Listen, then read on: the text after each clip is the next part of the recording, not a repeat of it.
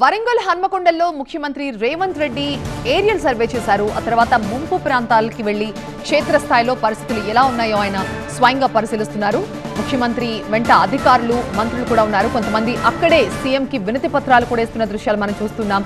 నేరుగా బాధితులతో మాట్లాడి అసలు ఏం జరిగింది, ఎలా ఉన్నారు, ఈ 3-4 రోజుల పాటు ప్రభుత్వం నుంచి అన్ని రకాలుగా సహాయ సహకారాలు అందాయా, ఇవన్నీ కూడా నేరుగా బాధితుల్ని అడిగి తెలుసుకుంటూ ఉన్నారు. ఇక ముంపు ప్రాంతాల ప్రజలంతా కూడా సీఎంకు తమ గోడు వెళ్లబోసుకునేందుకు పెద్ద సంఖ్యలో అక్కడికి చేరుకున్నారు. ముఖ్యంగా సమ్మై నగర్, పోతన్ నగర్, రంగంపేట్, నయీం నగర్ బ్రిడ్జ్ ఈ ప్రాంతాలని ఆయన పరిశీలించారు. సీఎం వెంట మంత్రులు పొంగులేటి, కొండా సురేఖ, ఇతర అధికారులు ఉన్నారు. మరి కాసేపట్లో హన్మకొండ కలెక్టరేట్ లో ఫోటో ఎగ్జిబిషన్ ని కూడా సీఎం చూస్తారు. ఆ తర్వాత అధికారులతో ఆయన సమీక్ష నిర్వహించబోతున్నారు.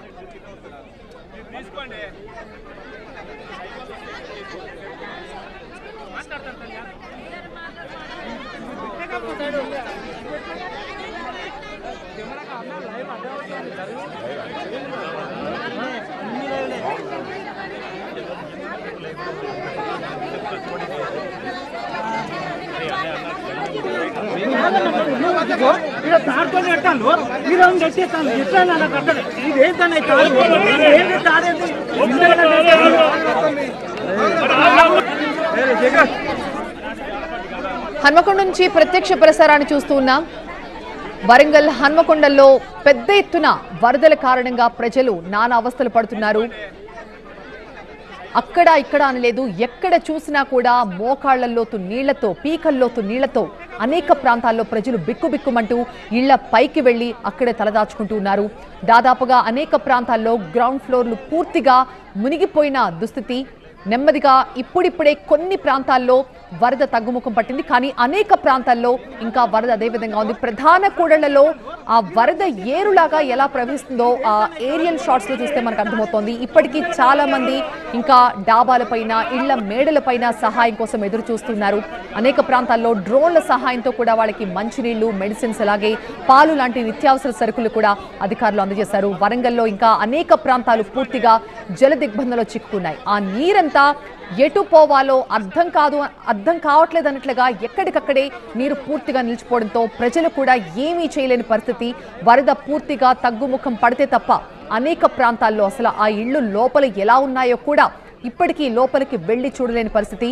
మరికొన్ని ప్రాంతాల్లో వరద తగ్గింది కదా అని ఇళ్లలోకి వెడితే ఆ ఇళ్లలో ఏమీ మిగలేదు. కట్టుబట్టలతో అనేక మంది బాధితులు రోడ్డున పడ్డారు. సర్వస్వం ఈ వరదల కారణంగా కోల్పోయాం, ప్రభుత్వమే తమని ఆదుకోవాలంటూ సీఎం దగ్గరికి వచ్చి వాళ్ళంతా కూడా వేడుకుంటూ ఉన్నారు. కొంతమంది వినతి పత్రాలు కూడా ఇస్తున్నారు ఆయనకి తమకు సహాయం అందించాలంటూ. నయీం నగర్ బ్రిడ్జ్ ని కూడా సీఎం రేవంత్ రెడ్డి పరిశీలించారు.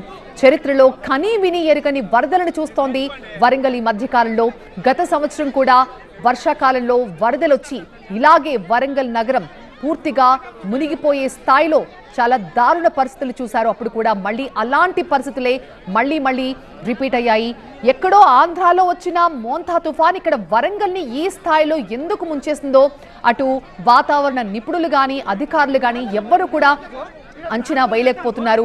అసలు ఏం జరిగిందని వరంగల్ ఈ స్థాయిలో మునిగిపోయింది, ఎందుకని వరద బయటికి వెళ్లట్లేదు, ఇలాంటి విషయాలపై మరి కాసేపట్లోనే అధికారులతో సమీక్షించబోతున్నారు సీఎం రేవంత్ రెడ్డి.